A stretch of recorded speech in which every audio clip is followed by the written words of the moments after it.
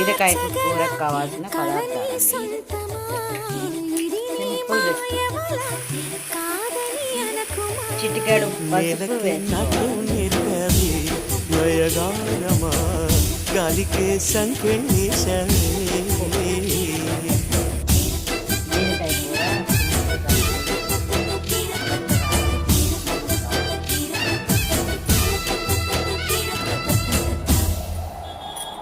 ఒక tea spoon. నేను కారం కొంచెం కొంచెం వేసాను, మీరు చూసుకొని వేసుకోండి. సింపుల్గా లంచ్ బాక్సెస్